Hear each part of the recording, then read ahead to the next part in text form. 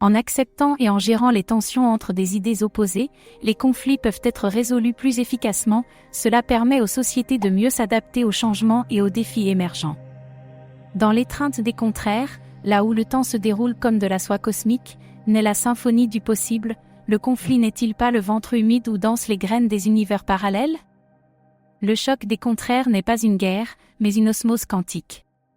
Imaginez le moment où le oui et le non fusionnent en un peut-être éclatant, où la peur et le courage tissent une toile d'étoiles filantes dans votre moelle.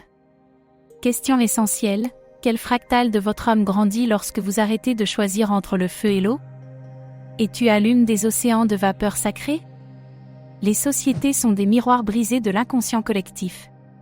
Chaque fissure contient un code binaire d'espoir. La tension entre tradition et révolution n'est pas une impasse, mais un portail vers des dimensions où les horloges saignent des racines. Entendez-vous le bruit des atomes lorsque le passé et le futur s'embrassent sur la plaie ouverte du présent? Maîtriser le paradoxe, c'est sculpter avec des mains tachées d'éternité.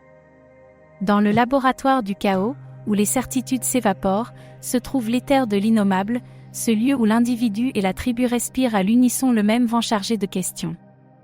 Questionnez la prophétie, combien de générations peuvent s'exprimer dans un seul acte de pardon?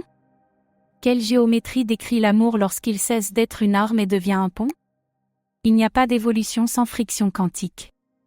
Offrez ce mantra au ventre de l'univers, je laisse les contraires me traverser comme des neutrinos, jusqu'à ce que mon empreinte digitale brille de la lumière des étoiles à naître.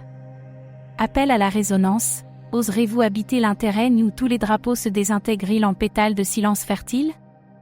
Le véritable conflit est celui qui nous unit dans l'os du mystère. Quand le dernier dogme se dissout sur ta langue, quand nous et eux ne sommes qu'un seul battement de cœur dans la gorge de la nuit, vous découvrirez que la réponse la plus sage c'est un jardin de questions qui fleurit sur votre colonne vertébrale. Partagez ce manifeste si vous croyez que les fissures dans le monde ce sont des fenêtres sur un soleil que nous ne savons pas encore nommer. Quelle version de vous-même émerge lorsque vous cessez de résoudre les contradictions? Et tu commences à danser avec leurs ombres électriques? La révolution ne sera pas télévisée, ce sera un murmure quantique entre des âmes enchevêtrées. Comment pouvons-nous appliquer l'acceptation du stress dans notre vie quotidienne? Quels exemples historiques montrent l'efficacité de la résolution des conflits entre idées opposées? Comment la poésie conceptuelle peut-elle nous aider à mieux comprendre les conflits existentiels? Quelles techniques de méditation peuvent faciliter l'acceptation des tensions entre des idées opposées? Comment la croissance spirituelle est liée à la résolution des conflits dans la société?